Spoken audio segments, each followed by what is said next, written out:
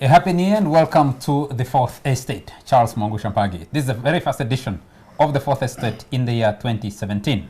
So happy new year to you all our viewers and happy new year to the panelists that I have tonight. Let me introduce Onapito Ekomloit. Happy new year. Happy new year, Charles. Very good to see you in the new year. I see you. You disappeared and went to a Salatap and never decided not to come back. And you owe me for not coming to a Salatap? Yes. Okay, we'll discuss that off the air. I know someone else is watching and complaining that I didn't go to Chibuku today. I should have been in Chibuku, but that would have complicated doing the show tonight. I know. The Honorable Sanjay Tana, they say once honorable, always honorable. Represented Tullow municipality in the last parliament. Very nice to have you. Thank you very much and a very happy new year to you. Happy new year to you. Yes. Nicholas Opio. Nicholas ended the last year on a high. Shuttling around Kampala and Kasese over that nasty November 27th. 25th and 26th. 26th was a raid on the Prime Minister's office on Alexander Street, and then 27th, the Sunday, was then the attack on the palace. Okay. I was checking the lead story in the East African newspaper, and the battle that's gone to the International Criminal Court is making the headline, that petition by Kasese leaders to the ICC. We'll see how that goes and people can read the details for themselves. But very nice to have you on this first edition of the Fourth Estate in the year 2017. Thank you very much, and Happy New Year to all the panelists and to all the viewers of the Fourth Estate. And to crown it all for the panel tonight, do we call him a prodigal son of the show? No, due to public demand. No, but you see, what many of you guys don't even know, that Chris and I were the pioneers of this show. Exactly. With Alan Kasuja. So to have you guys back together at the beginning of the first show, Chris Obore, he is the Director of Public Affairs and Communication at the Parliament of Uganda. Very nice to have you. Let me have the NTV handshake. I hope I will go home smiling. Is it golden enough? Let me ask my wife to wait for a legacy from NTV. To build a legacy, to build houses, finish mortgages, pay off mortgages, towards mortgages, buy a plot of land in a prime area. We'll start our discussion tonight. Lots of things have been happening, of course. This being the first show, we'll try to project what the year 2017 will look like from the perspectives of governance, the economy, and a few other areas. And what a better place to start from than the golden handshake, the presidential handshake. I think one of those very few bizarre moments when you have government officials putting in official government communication statements and phrases and words like presidential handshake. We'll be discussing that. There was a fire at the Ministry of Health this afternoon. We do not know yet the details of what caused that fire, the extent of the damage. We'll also possibly be taking a look at that. Let me start with Chris Obore. You work for government now, and the country has been excited for the last week over the now infamous 6 billion Uganda shillings shared by public officials after winning an arbitration. I don't know if arbitration cases are won or not. Yeah. The lawyer will tell us. After winning an arbitration over the capital gains tax in a farm down. A farm down is the selling of shares of an oil company, Heritage Oil and Gas, to Tullow Oil. The officials led by what someone has described as Sister Act, the former Commissioner General, the current Commissioner General of the Uganda Revenue Authority, the former Commissioner General of Uganda Revenue Authority, and a former senior official, I don't remember her position, Corporation Secretary. Corporation Secretary of Uganda Revenue Authority, now Executive Director at the Kampala Capital City Authority, that is Jennifer Musisi, Alan Kajina at the Uganda National Roads Authority, and Doris Okol, who heads. Chris, we do not know. This is the first one that has gotten exposed. Is that practice within government entities that once you do some good job, you get a handshake? You have complicated my return home. But I will... first of all, I want to say that a lot of information will be known to the public when Parliament resumes on Tuesday. And I think it's one of the cases where Parliament has piqued a lot of interest. So I expect that maybe the people involved will have the opportunity to say the truth about it as to whether it is a normal, a routine thing. It will come out during the process of parliamentary investigation if the Speaker decides so on Tuesday, because that is within the mandate of Parliament. It is work is to check the executive. This was an executive expenditure. Parliament ought to understand it. And I think the way Parliament will understand will be, maybe the matter might go to the Speaker will rule on how Parliament can proceed investigating that matter. But permit me, Charles, to speak first as a citizen on that matter and say that I think this may not be the first, this may not be the last, but the complex nature of governance, we need to begin to handle it because we all understand there's a problem. It is no longer knowledge that we have a problem, that is the issue. It is apparently our inability to be seen to do something that takes us where we want to be. If you look at the element of the 6 billion, the arguments can come for or against. I am not interested in that because those ones will not take us anywhere. The issue is what our ethos, what guides us as a country. We seem to understand all this. Let's assume it was even a normal thing, it's a routine that they give. But we live in a country where all of us speak about where we want to take it. And most times we have taken it to one man as the problem. But you can see the complex nature now, that even the citizens who understand that the country needs to move from point A to point B, and to make that movement, there must be a sacrifice. And the sacrifice must come from one, the philosopher kings, the people who understand these things, the people in position of responsibility. Assuming Chris Obore was entitled to that 6 billion. But Chris Obore is always talking about the deterioration of education standards in this country. Chris Obore is talking about how feminists ravaging Teso and Isinjiro.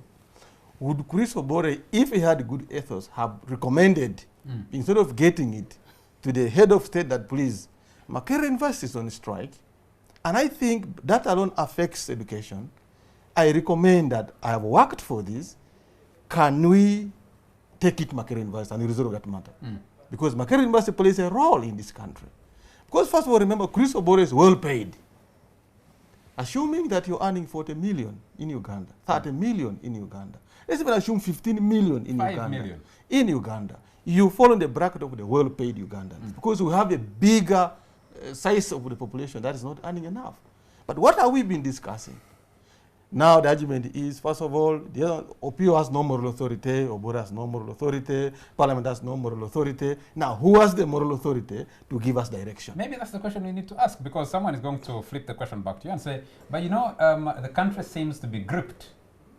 The population is caught between those who have access and the means, snatching from those who don't have. So the URA case is one, and for your case, people will be pointing at, I have seen discussions on social forums that by passing the tax bill, Tax exemption. the tax exemption bill, Parliament, Income Tax Amendment Act.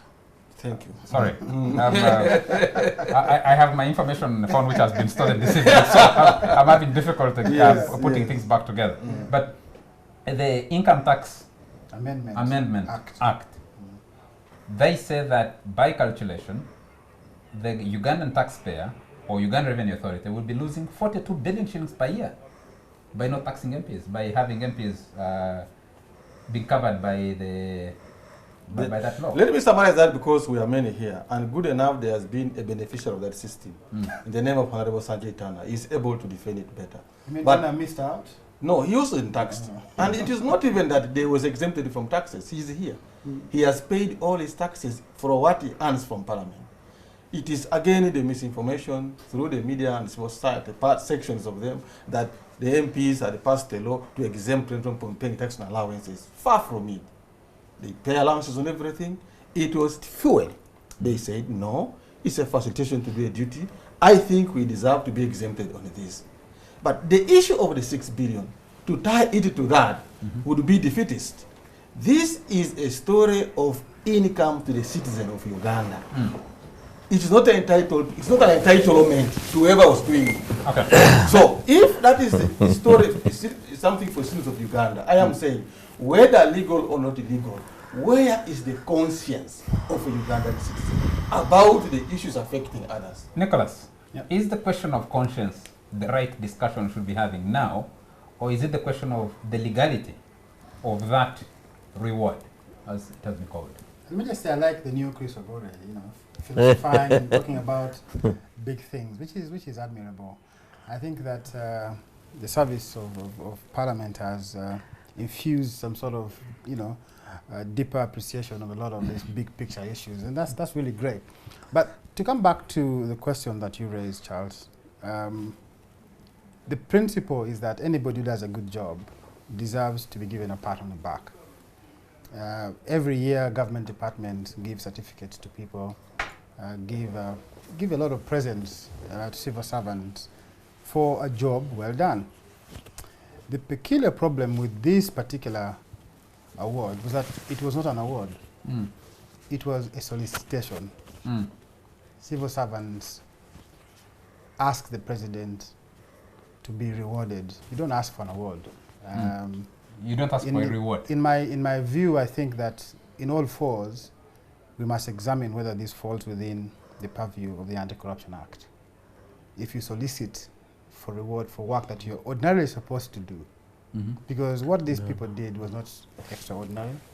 It was in the course of their employment as employees of the people of this country. So I think that the process of going out to solicit for the reward itself might amount to a criminality. But that said as well, there is an entire substantive legislation of national honors and awards. People who have done extraordinarily good jobs for this country are rewarded with medals, with all sorts of things. This particular reward, if indeed they felt they had done something very patriotic and something really magnificent, they should have followed the procedure under the National Honors and Awards Act of 2001, which, by the way, creates the Office of the Chancery, whose work is to look out for people who have done extraordinarily good things for this country and recommend them to the awards committee headed by General Tumwine, I think, who then forwards them to the president for awards. I have seen, This can is- I cut you there? I have seen the item on the article clause on rewards Yep. under the public service The standing orders? code of conduct. Code of conduct. And it provides 11 different options. Yep. Recognition is one of them. Yep. Commendation, I think, is another, is listed differently. And I see a financial bonus Yep. being assigned to do a duty normally done by seniors. I have also seen, I have read, I unfortunately I can't read off where I had my information. I have seen a salary increment. Yep. I have seen, among others, they say you could win a medal, you could be given a medal, you could be publicly prized, you could be prized in public. So the financial reward is provided for, I think it's number, if I... 11. No, it's not number 11. It's about number 9. Yeah, It doesn't really matter what number it is. Here's the point, Charles.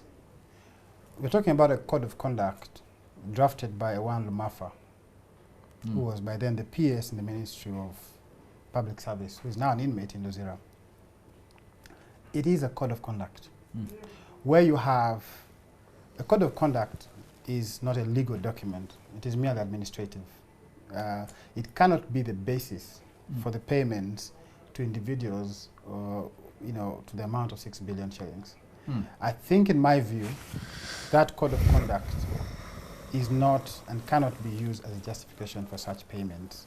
Okay. The only substantive legislation for honors and awards in this country is the National Honors and Awards Act. It should have been the point of recourse. I think that the referent, in fact, if you look at the letters from Doris Akol, the Commissioner General of URA, it doesn't even make mention of the code of conduct for public servants. In fact, it does say it's just simply a handshake. A handshake it's not a term known in law. What is now being sold to us is that it is merely a payment called honorarium. Honoraria. But honorarium really is payment that is paid to you for work that you've done, that ordinarily is not your work. If I'm invited all the time to speak at conferences, they pay me, you know, Some honoraria just a token. yes, a But token of civil appreciation. servants cannot claim this was honorarium because they actually are paid to do what they do. But the bigger point for me that I think we should throw back to people like Chris who work for the state is that the processes that were involved in arriving at this sum, it does appear to me that the Auditor General was blindfolded, was blindsided on this deal. He was simply asked to give an audit guarantee, which he did give without knowing exactly what this is going to be about. And Parliament did approve a supplementary expenditure of 6 billion shillings for payment to these civil servants. We should then go back and ask, do we actually sometimes blindside institutions like Parliament when we ask them to approve for these supplementary expenditures? If Parliament had known beforehand that we are asking for this supplementary expenditure to reward Doris Akol, Jennifer Musisi, and all the rest on the list, perhaps Parliament would have reflected a little bit more differently from it. So the process on that question, supplementary budget. Okay. the process question is a question we must examine as well. Sanjay Tana, your take on that presidential handshake? Charles, my take is a little different from the two previous speakers. First of all, there is a lot of misinformation put in the public by many of the media houses. I was reading somewhere, and on one of the very reputable media houses on social media, going ahead to say that there was actually a negotiated settlement of 250 million, whereas the initial amount supposed to come in was supposed to be 450 million. So I would want to spend a little time to explain that there are two different cases that Uganda took or was taken for at the International Arbitration Courts. One was the case of Heritage, which the URA and the Ministry of Finance and the Justice Ministry of Uganda, together with the international law firm that they had employed, successfully won cases in the Tax Appeals Tribunal in Uganda, in the High Court in England, because it was there, and the International Court of Arbitration, where it was finally taken. So, Uganda successfully, for the first time in history, on the African continent, won a case against an international oil company and managed to collect 434 million US dollars, which was all deposited into our coffers. As a citizen, as a former lawmaker, as somebody who is in charge of oversight, I would have been more interested in seeing what has happened of the 434. We'll come to that Just a discussion. We'll come to that Just a discussion. minute, Charles. Just to come you back allowed to those people to Yes. build their point. Allow me to build I am mine allowing peacefully. you, but I've just come So back to you now, that we'll come to that the discussion. 2 million, the $2 million that was divided, which now amounts to 6 billion, which Chris and Nicholas keep on insisting at 6 billion and making it appear so large an amount. It is large, yes. But if you juxtapose it on 434 million US dollars, it's very little money. The second point I want to make here is I want to agree with Nicholas that the principle of rewarding a worker that has done well is a good principle. As somebody from corporate background, when staff do well, it is normal. Yeah, it's normal practice. It's good practice to reward somebody who has done well. Like he has said, pat on the back. So the principle itself, in my opinion, of rewarding is not bad. But now when you go to the legalese, he has talked of soliciting. We can revisit that. In your opening remarks, you talked of sisters or something. Sister Act. Sister Act. The list of the recipients which has been put on the social media and denied by government. I don't want to go into the nitty-gritty. It is an official statement. But for Uganda, as Ugandans, I think it's a moment of pride. I have looked at Tunisia. I have looked at Egypt. I have looked at Algeria. I have looked at Ghana, Democratic Republic of Congo, Angola, and there are various authorities that Heritage Oil presented in the various 3 cases at Tax Appeals Tribunal in Uganda, at the International High Court in London, at the High Court in London, and the International Court of Arbitration. The authorities that they presented were that other oil companies in other African countries have not been paying, and why should we pay in Uganda? And with all the data that our boys and girls did a wonderful job, I think that having lived in Uganda all my life, and the way we all understand Uganda, there was a case of Severino Twinobusinje, 13 billion. I was in parliament. He has never been paid. No, but we know what happened. The judgment came out. We have a case of where Ugandan technocrats went to the International Court of Justice, and Uganda today owes Congo a lot of money. Democratic Republic of Congo. $10 billion. You know the details. So those were also... These same people could have behaved... I am constrained because we need to take a break. But but I need to complete just one more point. Sure. So if you look at the background of how the civil servants and the law fraternity that are employed by government have delivered in the past vis-a-vis such cases, this was an exceptional achievement. And they deserve the handshake. I'm building my point. And the fourth point, Charles. No, you said you're adding 1 point because I'm Yeah, constrained. just one point. Just 1 point. The one point. I'm completing my 1 point. And if you look at the way the processes that were undertaken, Nicholas shaved by the process, but there was a letter written, Attorney General confirms, Parliament passes. Now, we need to blame, if at all we are to criticize, every single person who authorized, through whose hands that passed. Now, because the media has highlighted and given it a different picture. Okay. It's difficult to make a point. If If you're belaboring like that, it's very difficult. I'll give Honor 30 seconds. Then we'll take a break. 30 seconds and I take a break. Yes. I start with you. I will absolutely speak like a villager who has just come from a village From Asalata. for 1 month. And I can understand this is truly an epic Ugandan scenario. You can be outraged from a technocratic, legal, moral side. Absolutely justified. And people are outraged. But also in a realistic Ugandan society, there is no outrage here. Obore knows in Tesoro is what we call ajengeta. This is a classic case of ajengeta, whereby people who participate in slaughtering an animal across Ugandan society will always skim off some pieces, and by the time you get the big carcass, people have taken something. And President Museveni has a wonderful reading of this society. He knows there are many people who now say they are outraged. In the same shoes of these officials would have taken this decision. Okay. I'll pick it up with you after a short commercial break. But let me just throw 2 things. He also knows, Charles. He talks about Ajengeta, the people who go hunting. But the dogs, they used to go and hunt. If a dog goes captures the animal and begins eating it there, the dog is dismissed It Tied in the bush, left to it is rot there. punished. Yes, it is punished. These are not dogs. These are not the guys who are skinny. These are not dogs. No, they What are we dealing with? Omelekesi. Yeah,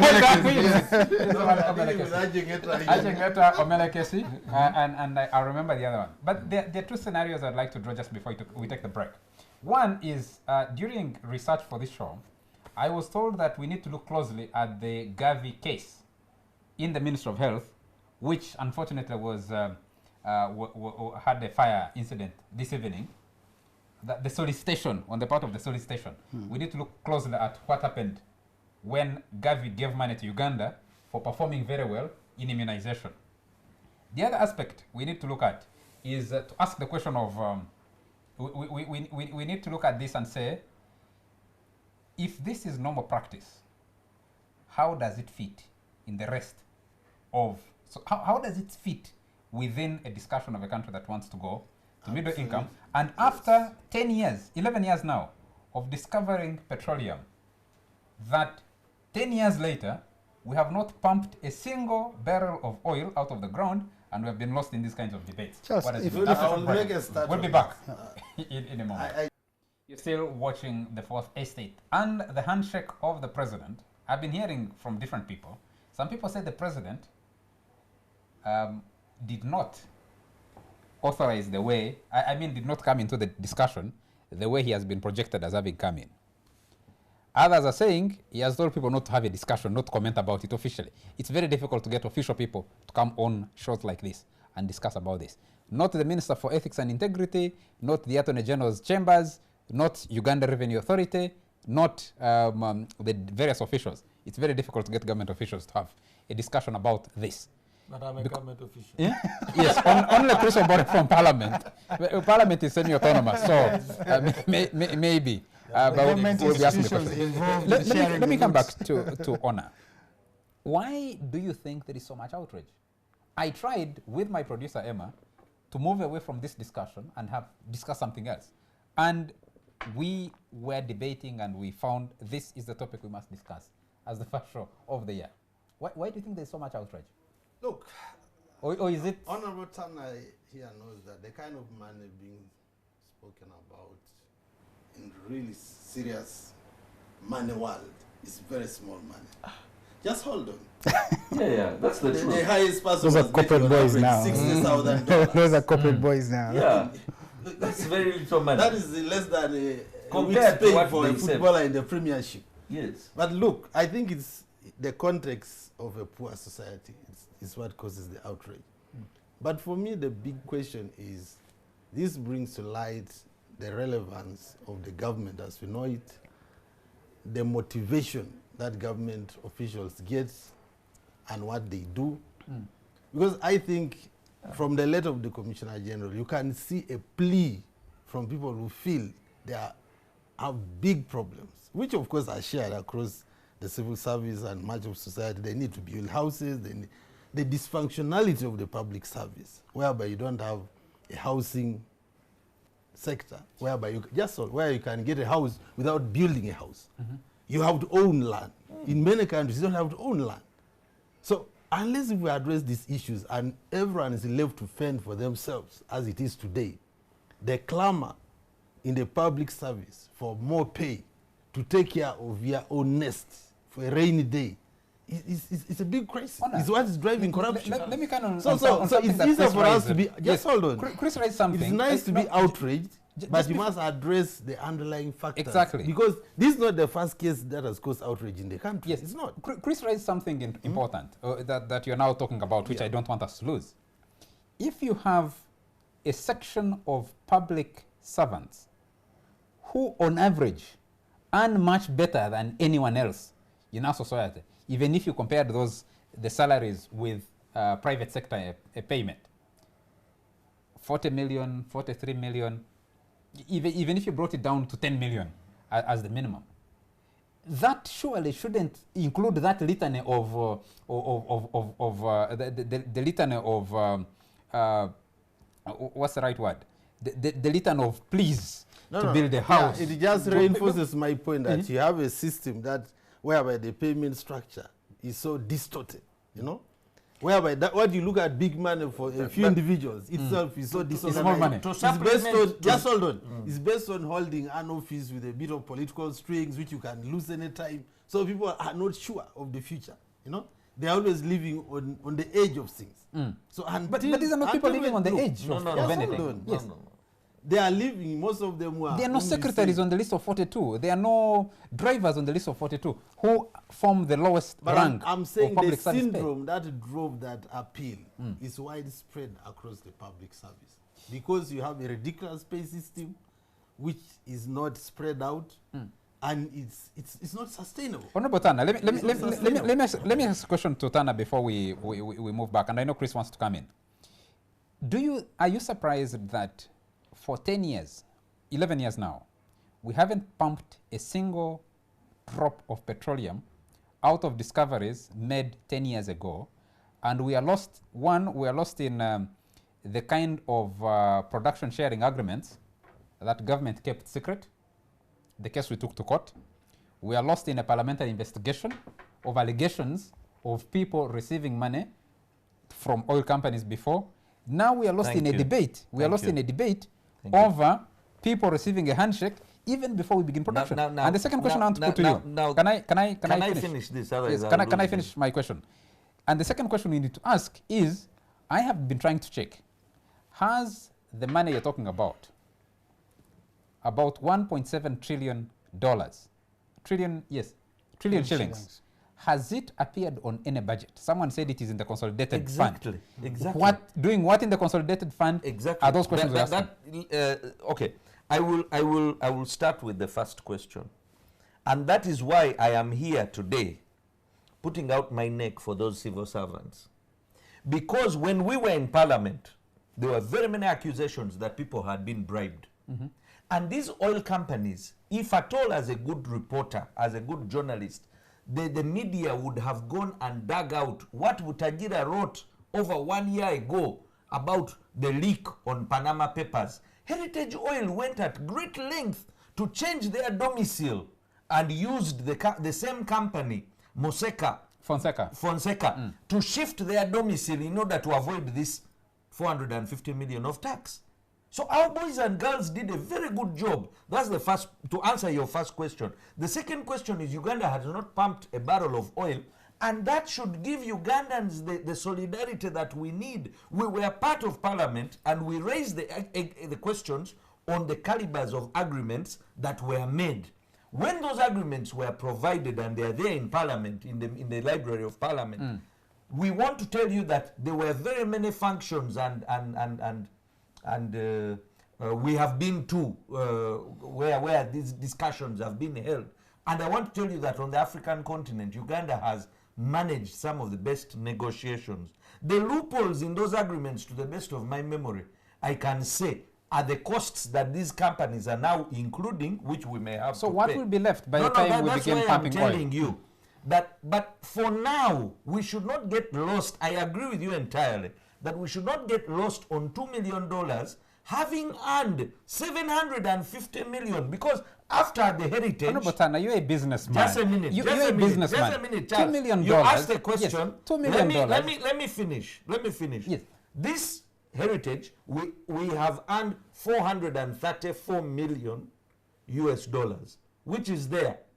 Where? In the consolidated fund. So we are told. Then Tullow and Sinok and Total, after a negotiated agreement, paid us $250 million. Where is it? That is now the question. That if I were... The total is about $700 million. That's why I'm saying the money? that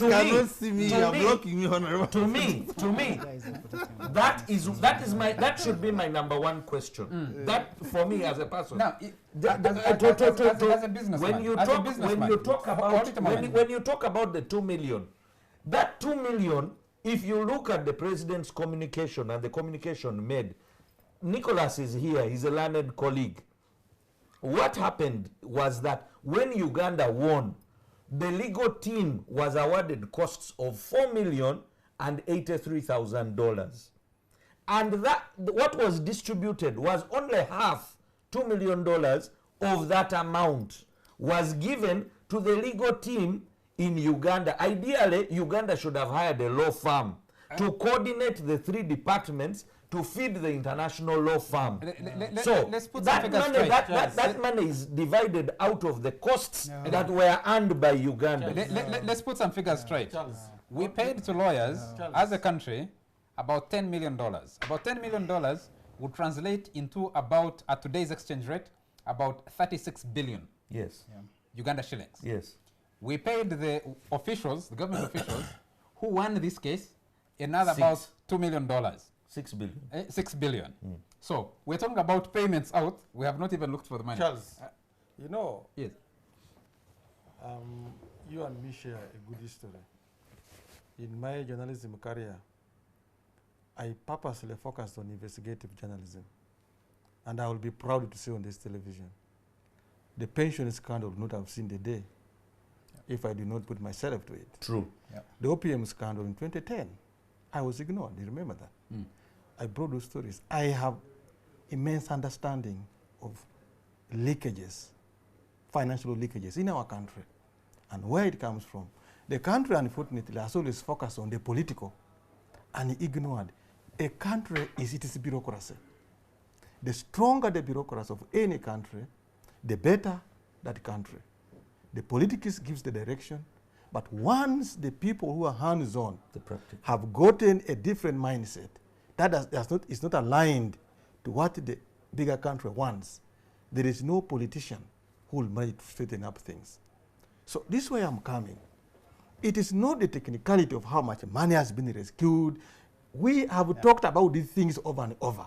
Whenever there's a scandal in Uganda, the issue is when a scandal comes, a defense comes, mix up issues. That's why I opened this discussion here by saying, what are our ethos? What do we agree with as a country? Where do we want to go? It is not it's a development argument. In Malaysia, it worked. Listen, in Malaysia, it worked. This is a development argument. My brother, I'm a policy and a governance student at a master's level. So it is not a moral argument. A country must define its goals and how to achieve them. That's called a strategy. Agreed. So I am saying, if we let a bureaucracy slip away from us, I work in the government. So how is the bureaucracy slipping away? Just I'm asking now, if we say the money they brought is a lot, compared, we are saying we need patriots in Uganda. Who then is a patriot? If everyone must do something and take a chunk, who is a patriot, Charles? Tell me this on this show. If everyone, including those Onapitos, just Onapito for the sake, are saying we have done a great job, pat our back, who is a patriot? Charles, if it is about money, how much would you pay the UPDF commanders? Do you know what happened in northern Uganda? Do you know how many generations are lost? I grew up in Teso. Who pacified northern Uganda? Was that a sacrifice? How much money can you compute and pay those soldiers and say, yes, you've done a good job? They go to Somalia and die. How many nurses make a sacrifice? So we are not going to discuss every day like it's a game of intellectuals. This is a reality about where we want our country to move and the sacrifice that must be made. If I am paid to do a job and I'm paid well, and I told you, anybody in Uganda earning 5 million shillings and above has no reason to complain. Charles, you give me because there are people who take home 150,000, which is not even a lunch for some of these people. So we must focus a country and say, no, enough is enough. Agreed. If a border has been sent, Agreed. even if you say, like we sent UPDF to Chad, to Somalia, South they Sudan, pay by Sierra their Leone. blood. They don't come and say, put a budget and give us what. Then we must then give a part to our high command. Okay. The soldiers who go and do these things. I don't believe in that argument. Let's have... Who is a patriot? No, but just to agree with Who is a Chris. To patriot? agree with Chris. If you agree, don't beat the point. No, I'm not going to beat the point. What I want to Who is a say patriot? is that it comes down to an agreement where we say we must now build a framework on how when somebody does a good job. I am arguing on a matter of principle. Should we pat somebody who does a good job or not? Honorable Turner, once you become a commissioner in this country, you become a director, like I am. You become a PS. You become a commissioner general. You are the think tank for the country. Don't begin telling me that who should do it. You do it. And what do you have to do with that? Director like I'm telling you, you are MP. Honorable Tana, You are the think tank. and you spend time in Why do you run Parliament. around issues? One of the things that Think this for the has been country grappling and with- bring out We are options. saying that a framework must be drawn. Who should draw it? You guys. If who are you are the there. one wanting a Hold it, part, Tana, hold it, Chris.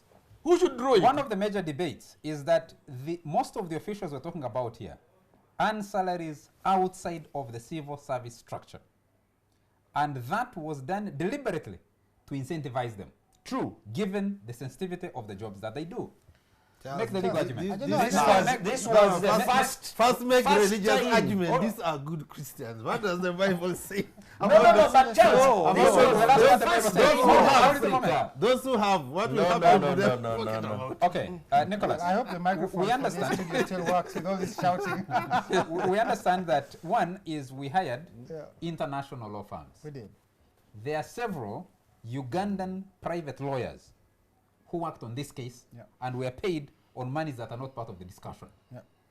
There are also government lawyers in the Attorney General's chambers Yeah. who worked on this case. Yes. So, where is this argument of extraordinary work coming in when you have a whole conglomeration of different entities working to get what was Charles, also the government of Uganda? 2 points before I answer your thing. I think it's important, but let me just make this clarification. The Honorable Sanjay Tanda suggests that the $2 million was paid out of cost. Extremely misleading. It was not. And if you read the correspondences, it was not computed out of costs awarded in any arbitration. No, case they like gave this case. $4,083,000 as costs. Can I make my point, please? Yeah. Go ahead. The point that I'm making is whether they gave cost, the payment that was paid out was not paid out of costs.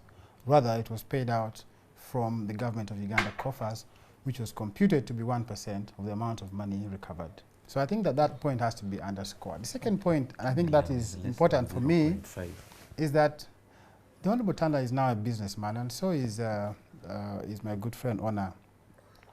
It's not surprising to understand their robust defense of the URA. You know, it's not very far-fetched to understand. Ona is not defending. But those of us who think that we've got to look at the principle, here's what I think. One, there's a living example of a similar case in the Alcon NSSF case. A fantastic lawyer from the AG's chambers, Patricia Mutesi, joined the team at the Supreme Court, argued the case, they won it, saved this country millions of dollars in what would have been lost to Alcon for the construction of NSSF headquarters. The NSSF board sat and resolved to reward Mutesi, Patricia Mutesi. The Solicitor General objected to the payment, and that payment was never made. He is now the recipient of a similar arrangement. So the outrage in this country is really, yeah, Francis Atoke objected to this, and he's in writing. He says, you know, she was doing her work. It will be bad for her, you know, his team at the AG's chambers, and that payment was blocked. The important point on why there is outrage is that, one, you have people who are already well paid, who are doing what is ordinarily their job, being given additional money, which is really, in a country where we are struggling with so many issues of finances, teachers are asking for money, doctors are asking for money, everybody's asking for money. The priority shouldn't have been paying people who are earning double digit or $6 million, $10 million perhaps a year, additional money. That is where the outrage is. The second point, and the point that I made at the beginning, that the principle of rewarding, of honoring people, notwithstanding, the proper thing to have been done was for them to be put on the medals list. We give out maybe medals. they're actually going to end up on the medals list as well. We give out medals to award people every day. And I think for me that the process issue has to be resolved and must be clarified. And that anybody who has been found to have been a beneficiary of an irregular payment must make good the payment back to the government of Uganda. This is to an Peter's for me, but each time I'm supposed to take a break. Well, I started with you at the start of this segment. Yes. Look, Charles, I'm for people getting more and more money, including those who are said to be earning a lot of money, so long as they do work. That's why apparently nobody's questioning the private lawyers who are paid a lot of money, because we assume they did work and they deserved it. So my question is, this brings to the fore the principle of, do government servants do the work that the country believes they should be paid for? Until when we address that question, corruption and all these, people will continue being outraged that people are taking money, and we need to change the structure of service delivery. If it means hiring only private lawyers to do what the Attorney General does, let us do it, and people are happy. They do a work, you pay them a lot of money, and nobody complains. Gentlemen, I think the question Who is a patriot, Charles? Civil one of the questions, Charles, cannot just be a patriots correction I without need to paying. make on Nico's submission. That $2 million, even though calculated on the 434, is less than 0.5% and not 1%, as he put it. It's less than 0.5%. the question I'll put... So I want to Thank you. correct Thank you. that it's not 1% Thank that you for was the divided. correction. The question I'll put to... Charles, we- Onapito here gives a lot to communities. Tana here is my brother, this one. He gives a lot to communities. When have you seen Ugandan stinking rich people do a public cause?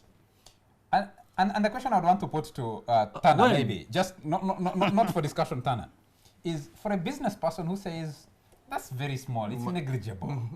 No, I am saying it in it- percentage to what yes, was recovered. Yes, in Charles, percentage to what was recovered. Because Don't belittle the argument, please. My argument was... How many drugs that have a boat for Katakui? When donated drugs to Katakui? No, 2 million vis-a-vis 434 No. and the $4 million which was awarded to let's Uganda ask the as question costs. when we come out of the break. It doesn't Yes. matter whether we spend all our time discussing this. What happened or what is happening to the oil production scheme when we get lost in these arguments of who took an oil bribe, who has gotten a handshake out of oil money, and the oil that's not coming out of the ground?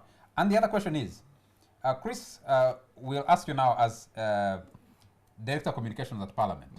Has the money recovered from the farm downs appeared on a budget?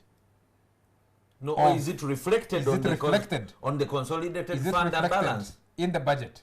Where is that money? After a short commercial break. Welcome back to this last segment of the Fourth Estate. The toxic presidential handshake.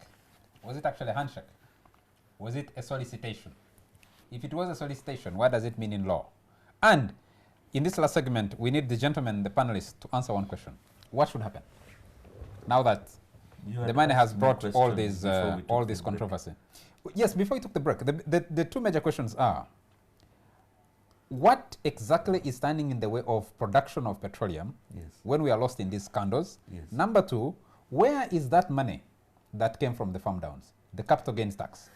Charles, I want us to appreciate as Ugandans that there is a conspiracy against Uganda's production. The president has put his foot down that these foreign oil companies should not take out oil in crude form because we lose the byproducts. We have so far had 3 agreements to set up oil refineries. And every time the new conglomerate goes for global financing, there is sabotage.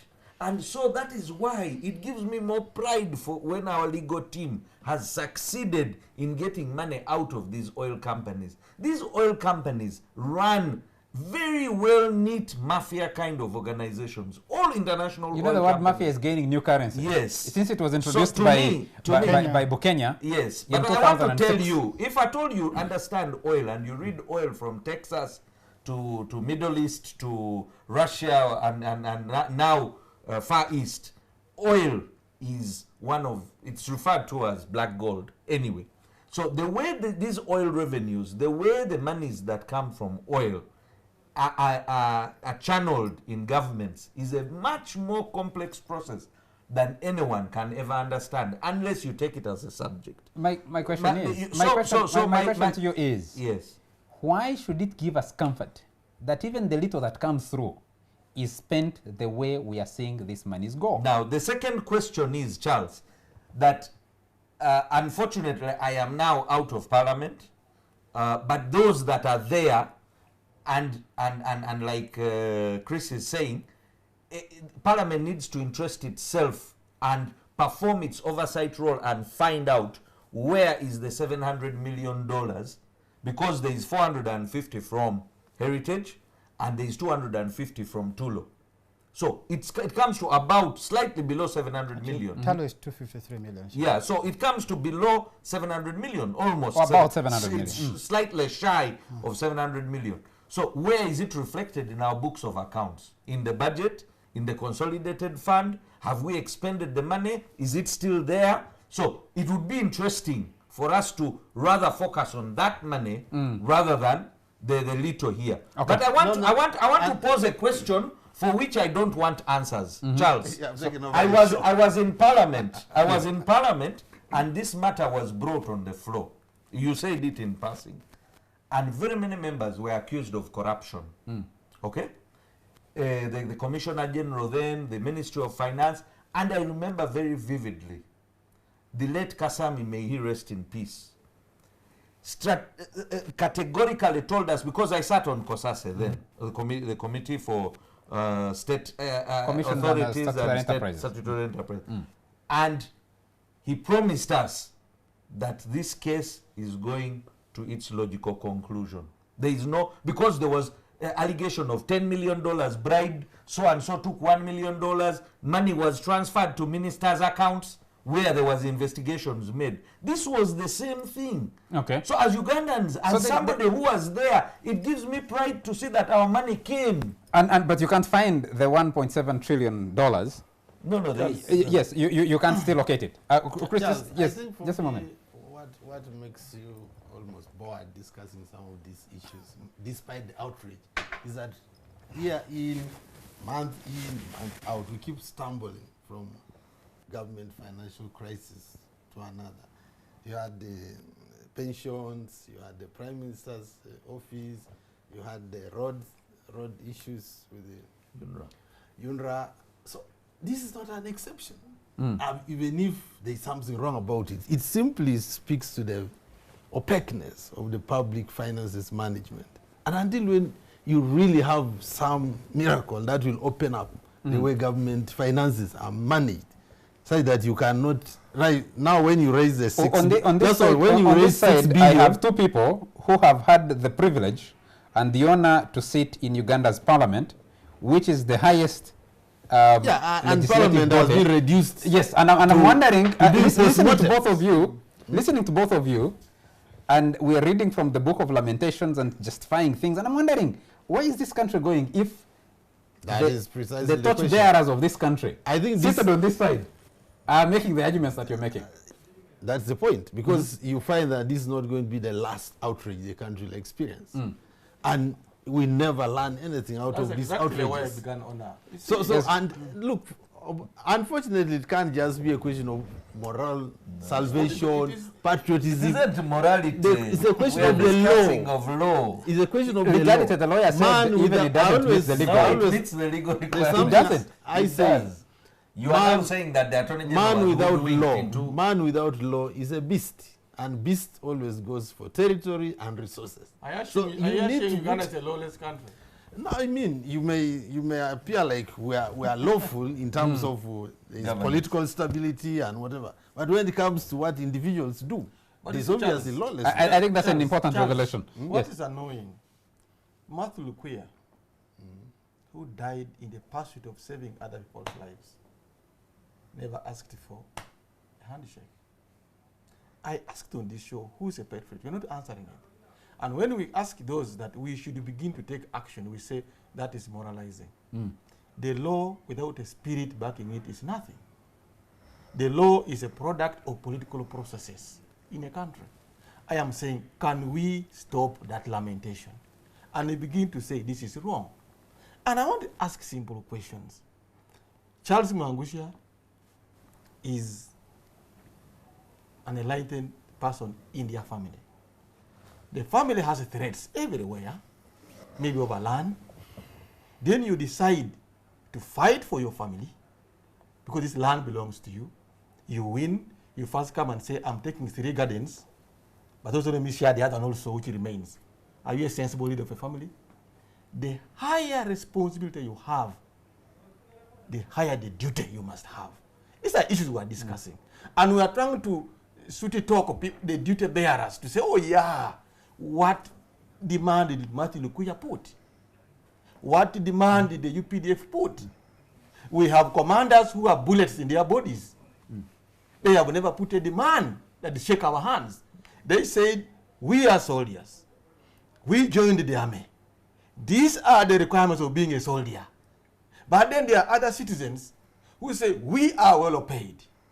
We determine the direction of this country. We know how the economy works. But reward us. I don't subscribe to that. And we must refuse that. Nicholas? You asked the question that what should be done going forward. Yes, and also where is the other money? The money that was recovered, that money from capital gains tax. Where? Well, I have no idea where that money is. Perhaps people in power should explain to this country, because they owe us a duty to explain to us where that money is. Any accountable government should be able to do that. No, Chris said that they are coming to Parliament, so Chris should help us. No, or they're coming to Parliament. He promised the committee will be interrogating. The Speaker will decide on Tuesday. What happens? Go ahead. Yeah, so I think that what needs to be done going forward, for me, there are a couple of things. One, Parliament must go back and reflect on the processes of approving supplemental expenditures, especially where the details of the expenditures are not provided to Parliament, because then Parliament makes a decision that, in the case now that what we are seeing today appears to be a decision made without full disclosure to Parliament. The same thing should apply to the Auditor General. Before he gives an audit warrant, I think that they have a responsibility to make sure that he has full disclosure of what the audit warrant, because then what is he going to audit? If he's giving an audit warrant for expenditures he has no idea about, what is he going to audit, once he has to go and audit the expenditure? So I think we've got to look at those procedures and perhaps draw lessons from this experience and reform the processes of approval of supplementary, reform the processes of the Auditor General giving audit warrants. But more importantly, I think we need to examine these expenditures against the law. I opened my remarks by saying, it appears to me this was pure solicitation from government officials. If indeed it is, and I pray I'm wrong, if I'm right, then we've got to make an inquiry if this doesn't amount to a corrupt practice, an act of corruption. Under the Anti-Corruption Act. Under the Anti-Corruption Act. Lastly, we've got to, if we find that these processes amounted to flawed procedure or unlawful payment, as I think it is, then we must recover this money from the people. I think the bigger question was... Gentlemen, I want to allow our viewers, I want to allow them to share with us. Most of these outrages go on and you have elections, people win elections, others Parliament. Others lose. I mean, does the society share most of this outrage of the talking heads, of the elite? Before we end, the number to call is on your screen, so call us and share your views and opinions with us. You can also share with us what your prediction for the year 2017 is when you call us. But two quick questions, gentlemen. Chris is asking, who is a patriot? And you're asking, you just made an argument of we need to go and check. Is this something that can be achieved through prayer? Is it something that can be achieved through what? Because we know the country in which we operate. We know the political, legal framework in which we're operating.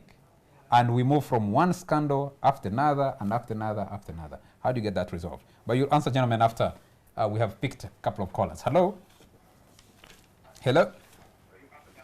Hello. Yes, sir. There. Your name and where you're calling from. Keep your question or comment brief. This is Vincent Mwangi from a common man's back. Yes, Mr. Mwangi, go right ahead.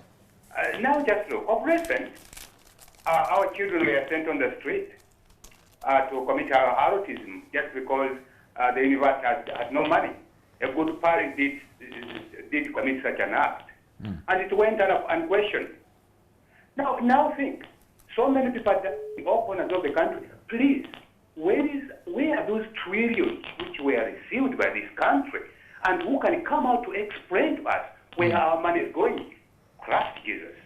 Even the people trusted are becoming vultures, thieves. Whom can we trust? Thank you, Mangusha. Thank you very much. Another caller? Another caller? Hello? Hello? Yes, sir? Good evening. Good evening, sir. I'm only surprised that the way Chris is talking today. I want to give it to him. he seems to be very focused tonight. I'm only surprised. He always is. He's always been. Honorable He says. Tana, Yes. to be justifying the 6 billion shilling, calling it very little money, with the kind of problems that we have in this country, which is well aware of. But I think I also want to understand his position. He can go on with the justification. Yes, sir. You didn't tell us your name. The studio does not seem to understand it. Only himself understands himself. Okay, your name, sir? Ismail. Ismail, thank you. We have another caller. Hello? Hello? Hello? Hello? Please turn down the volume of your TV set. Okay. We're getting an echo, yes. Go right ahead, ma'am. Hello? Yes, we can hear you. Tell us your name and where you're calling from and make your contribution. Hello? Hello, we can hear you. Yeah, this is Beatrice Kiraso. Yes, Honorable Kiraso. Thank you, Charles, for hosting this very high-powered team of people. We seem to be getting away from the whole issue of was it appropriate or was it flawed. I would rather we are the principle instead of getting, swayed by the argument like Honorable Tana fronting of the amount. Because if we do that, what we say, if you have 100 million and your husband is still 20,000, it's okay. And here I'm anybody's fault, but I want the panel to address the principle. In principle, what kind of payment is this? Yes, what precedent is this? Was this team ad initio, meaning from the beginning, constituted as if it was a private team that was expected to benefit in that those terms of money after the deal is done? Meaning that Uganda has such a very bad case, and if it wasn't for the magic of these individuals, then we would not have won the case. Okay. Yeah, I think let's address the principle. And it's also very important to know where this money is reflected. Okay. Thank you very much. Do you have another caller? Yes, hello. Hello. Yes, hello, good evening. please. Good evening, sir. Your name and where you're calling from? I'm Paul Geoffrey Colomba calling from Legality here. Yes, please. Go right ahead. Thank you so much for those views. I'm disappointed in my brother for his comments. I want to pose a question to Tana. Yes, please. He said the money those guys are divided is too little for them.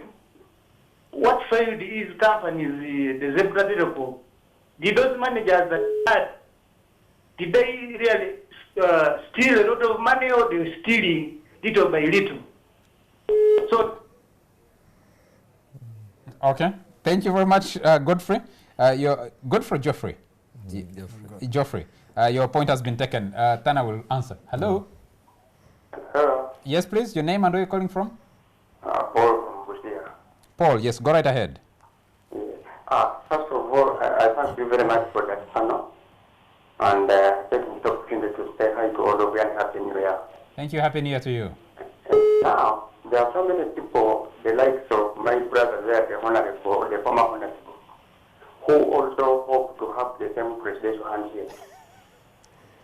I have so many people out this way, very well that their properties are being distrusted by the former government, not former government, but this government.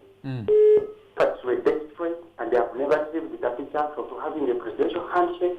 They have received letters in all boxes. Now, such people, if they are just paying poor people and their properties are destroyed, and those so-called people, I mean, those highly paid people who have a lot of money, they are receiving a presidential handshake. What can we do for the population down this way, which is just suffering? And those who are very well off, they are just enjoying the have in this country. Thank you, Paul. I think you make an important point there. Can we take one last caller? Hello? Hello? Hello? Yes, sir. Paul. Paul? Paul. Yes, go ahead. You see, what I want to address is to Mr. Turner. What Mr. Turner represents these days is systemic of what is wrong with this country. He says it's a little bit. It's a little bit. How much? It's not about the amount. It's the principle. When are you people going to start running this country properly? And you are disrupting people and giving us lousy principles. How do we tell our children these things? Thank you. Thank you very much, Paul. I think Paul says, when are you people going to start running this country properly? That's a critical question. And Honorable Karaso's question. Let's discuss the principle as we get out of here. Yeah. Let me just say one small thing, Chris. There is a parent at Molago. Unfortunately, I don't have the details because it's the details on phone. Whose 5-year-old child is suffering from cancer. He requires to pay 300,000 shillings per week to be able to stay in the hospital. And it's been there, I think, since last year. He's struggling. People asking, how much did we need for the radiotherapy machine at Molago? How much did we need to keep Makerere University open? How much do we need to enhance salaries of teachers? How much do we need to do ABCD? And the story they have been told is, this is a poor country. We need to focus on building infrastructure. If you're going to make the moral argument, because I think the legal argument is being debunked, though some people tried to build the legal argument over this money. So what is the principle on the fundamental question that you, Chris, asked? At Makerere University, there is notoriety of what is called wet faculties and dry faculties. Those that can access the revenue have the right to share that revenue. The question you asked, if you are a doctor or a nurse at the front line of an Ebola outbreak, of a nodding disease outbreak, of a hepatitis B outbreak or hepatitis E outbreak in any part of the country, when do you get the opportunity to claim your reward, to get your handshake? Thank you, Charles. Compared to a person who can go and sit with the president and the president says, thank you very much, my daughter, for a good job. And says, but now, you know, Your Excellency, how do we deal with this? The principle. Thank you, Charles. Let me start from the principle. Let's again not be tempted to believe the word principle. The nature of public problems are that they are fuzzy. There is no one solution to them. So solutions to public problems are iterative. It's a back and forth. A principle would imply this is what we have agreed and we go this way. This is what we call a context. There can even be a principle, but you look at the prevailing circumstances. That's why responsibility means balancing authority with discretion. You know, my authority enables me to do this. But because of the person I've seen, I think I should not apply that. That's why a traffic officer, for instance, let me use it clearly. Drink driving. If it is a law, arrest. But if a traffic officer sees that, okay, while you have taken booze, you have to run into the hospital with the patient, he has a discretion to let you go. He's responsible for the life of that other person. Or he finds you a way to reach the hospital. That's balancing authority. Or maybe use an example. You're supposed to have your driving license on you, but you don't have it. Because drink driving, you might cause more trouble. Whatever it is, I always use it. You are supposed to have your license on you. Yes. You're supposed to be picked. Then you realize that this person is actually not having a driving permit, but it's on a noble cause. You bring discretion and say, Charles, go. Another who doesn't have the same, you arrest. That is balancing authority and discretion. So we must always not put things that way and say, this is what we have agreed, some will exploit it. The critical matter we must address as a country is that even if it is reward system, Turner runs companies. You can choose to reward a company. I talked on this fourth set about individualization of institutions and institutionalization of individuals. And I see it working. Some individuals have become institutions, that they make decisions as institutions. True. So what we are saying here, if the system is reward, I am not sure that an executive director works alone.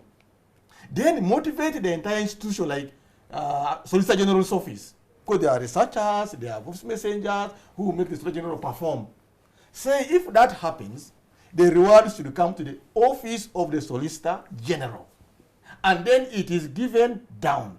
That tomorrow there's a similar situation, everybody is working for the good of the office. But you don't pick individuals and say, reward them. Lastly, the purpose of remuneration is for government to own your skill, to own your time. That's why you're employed. Obore now, Parliament owns me, my skill and my time. I cannot keep saying I've gone to now for the state. Kasimo, Madam Clerk, you know, you saw me yesterday.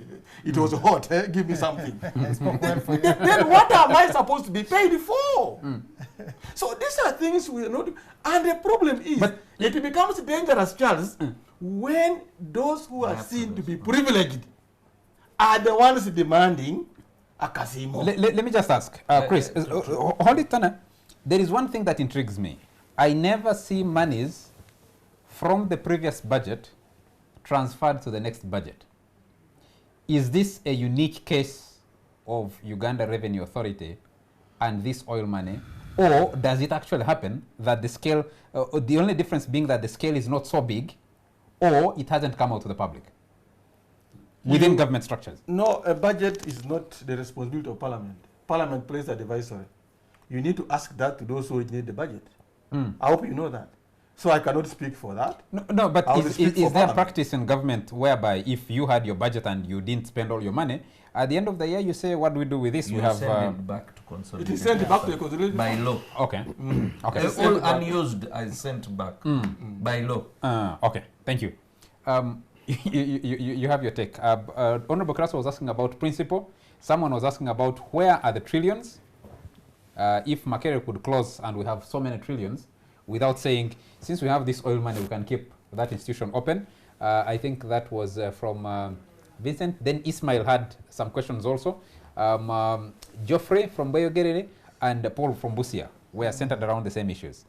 How do you respond? Well, I think I do share the sentiments of the Honorable Beatrice Kiraso, of Ismail, that to make the argument that this is, after all, a very small sum of money is to trivialize the outrage about this payment. And I think that that argument is diversionary. What I think we need to ask is whether it is legal, or even, forget about legality, whether it is moral for these heads of institutions, many of whom are very good Pentecostal Christians who take to pulpits every day and every Sunday, whose institutions have to pray every morning before they begin work. Is this payment... Salvation is individual. No, they belong to that faith. They are born again. Yeah, they belong to that faith. That's the point I'm making, and no offense to that faith group. The question then has to be asked of them whether this is actually even moral for them to do what they do. There comes a point where you have to ask yourself whether it is actually moral to even take the kind of money they have taken. And I think that their silence, ever since this story broke, speaks of a conduct of people who are not really comfortable in their conscience about what they have done. And I'll tell you this, Charles, and I don't know why the URS spokesperson took it upon herself to issue a statement. This was never about the institutions, about individuals who are given money. But the point is this, that you have individuals who have used institutions for personal benefit. And I think for me that is wrong. I think we need to examine whether their actions didn't amount to an act of corruption under the Anti-Corruption Act. And they must, if they have priests, they must go and repent. I think for me, it is just immoral that you receive 40 million shillings from this government to do your ordinary work. In fact, what they have done is nothing, it's nothing magical. If it was the lawyers asking for this money, it could be a different matter altogether. The private lawyers we hired in London, what the people in this country did was, what you do to a lawyer you've hired, provide documents. You said you make this claim, provide simple paperwork sharing and idea sharing for the lawyers to argue the case before the court. They've done nothing exceptional to merit this amount of money that they've received. They have to think about this. They must reflect in their sleep if they are comfortable with receiving this amount of money. Okay. One thing you said about that statement by Banage, Sarah Birungi Banage, from Uganda Revenue Authority, it produced a list of people who were appearing on lists on social media as having been beneficiaries of that money. And they're saying, no, these people didn't receive the money. And then it's structured in the language. There is a lot of rumor. People want to distract us from what we're doing. Quoting biblical verses. Yes, biblical verses. We must concentrate on what we're supposed to do. But I've also been told that government legal advisors had told the president that this was a lost case, until a few people said, no, we must look at it again. We must find something in the law that salvages this case. So they walk into someone throws a name of a lawyer and say, can you consult that lawyer? Let them advise us. He asks for documents, says, give me time. He looks through the documents and says, no, this is the law. Go back into a meeting with the president and they lay down what they think, how they think the case can be won. And the president calls the people from Attorney General's chambers and says, listen to these young people. Listen to these lawyers, what they're saying. They make their case, and then the team is able to go ahead and execute the case. Now, the other ones, being private practitioners, must have earned their pay privately, which is not part of the argument. And then international lawyers come in because this is big money. I do know that back and forth discussion between lawyers. The president did seek several legal opinions about this case. And I know this for a fact because at the time I used to serve at the Law Society as the SG, and the president sought legal opinions from private lawyers, from government lawyers, from so many other places.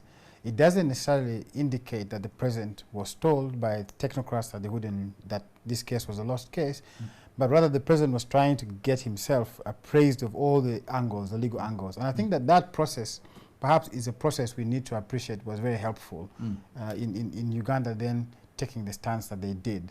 And it wasn't just lawyers who were consulted. There were even tax experts, there were oil experts who were consulted about this. Thank you. Honorable Tana, you had a lot of the sentiment from our callers? Yes. Who represent one of them asked me a personal question about one of the companies. I want to say it on air that all my companies are up and running and none is closed. I did not say that the amount is negligible, but I was only comparing the amount paid as reward vis-a-vis what they had managed to recover. Can you speak to the principle? The principle is what I said in my earlier submission, that I agree with Chris, I agree with Nicholas, that I as an individual, like Chris has said, I run companies, and you give reward at the end of the year or once targets are achieved, once results have come. It is good for any corporate company, any person that understands result-oriented management, that when somebody has delivered results, reward that person. So to me, it's normal practice. And that's what I'm saying. And the principle for government to have adopted that, so that Chris is right to say that Parliament owns him, owns his intellectual property and time. But Chris also knows that whether he sits here or he would have refused to come here, like other people in his office, he knows they will still get a salary at the end of the month. So we have such civil servants, which Honor was referring to. You have such people who will not go out of their way. But Nicholas has spent time and explained that, and you explained it well, that there was this forth and to and fro from the president and all these meetings, and then these legal people gave their extra time, extra effort was put in. And thus we have results. The first case in Africa to have won from oil companies. Thank you. And we have results. So my thing is that following, there could have been mistakes made in like he said, in the law or the morality of it. But in my own opinion is that from henceforth, Chris referred to me as one of the members of the think tank. I'm not, but through your medium, I want to say that let there be a process where civil servants who deliver and work exceptionally, because it's there in the standing orders. It is one of the provisions as you quoted. But this is in the Code of Ethics. Code of Ethics. Not standing orders. Yes. So it is there. But how many people have used it? What is the mechanics? Thank you. So to me, Like you said, who is rewarded what? Chris brought out a program. I'm afraid I'm going to cut you because our time is out. We need to get out of here. The secretary should have been rewarded. Thank you. Someone was, one of the callers was disappointed with you. disappointed in me, and I totally understand that disappointment. In fact, when there's an outrage like this, I rather feel pity for the people who are outraged, because unfortunately they are putting so much faith in a system which is dysfunctional. Over and over, public service delivery has proved itself. And that's why the private lawyers, nobody's complaining about them. I've persistently argued that one of the major shifts we need in this country is to take as much of government public services to private delivery as possible. Okay. Because there's a perception that public servants are paid enough, which they are not. And when they take some money, people are outraged. But if they pay private people a lot of money, as they often do, nobody complains. Okay. So let's give more private people more government work. Someone said, Paul, I think, Paul has said, the arguments referring to Tanner's, said, represents what is systemically wrong with this country, and says, when will you people run this country properly? Or start running this country properly? It will not happen. No. I disagree with his question. I want to paraphrase it. When will we, including him, because he's responsible for the leaders that are there today. I agree. Our time is out. We need to get out of here, gentlemen. That caller. I agree. Every citizen, the more robust the citizen is, the more better governance. But there are levels of authority. I don't expect an LC1 in Tororo to have the level of authority as Tanner. No. And he's saying that those who have given a higher authority, can they demonstrate the Tanners of this world, the ability to deliver service? That is why we are here. And that's a good request. Yes. So this is why we are debating here. It's a false expectation, Chris. Gentlemen, Because our time it's is that out. person who pays Chris Obori. Our time is out. We need to get out of here. I think one thing I read out of... people shouldn't expect better from institutions. Better from the streets. I mean, And if until they when do, we then they are wrong. We need to work towards that change. How do we achieve that change if we are justifying things like this? No. Yes. Explaining. You are taking us back. Then give me another hour to start afresh. Let those who went to represent in the court do a good job. Yes. Let a teacher go and do the job. Yes. Let a boy do a good job in the parliament. Yes. Let him do a good job here. Yes. This is what we are saying. Yes. But now we are saying, gentlemen, do a good job. You must be your hand must be And then shaking. if at all you have done a good job, be rewarded. My terms for doing a good job is to get us out of here when we're supposed to get out of here. Yes. So, even the Bible says, Honorable Tanner, I'll be judged if I'm doing a good job or not, if we can get out of here when we're supposed to get out of here. Thank you very much, gentlemen, for making time for the show. Thank you. Thank you very much to you all, our viewers, for joining us tonight, and always, and for the support throughout the years. We're starting a new year today as the Fourth Estate, and we count on your continued support. So thank you very much to especially those of you who called in, many of you who tried to call and were not successful, and those who couldn't pick. And Honorable Elijah Cooper was trying to call and didn't get through. Yes, Honorable Cooper will invite you to come and discuss with us, especially after Parliament has had its first discussion on this and many other issues. There are many other issues that we need to discuss. So thank you very much from me. Have a good night and very happy New Year to all of you.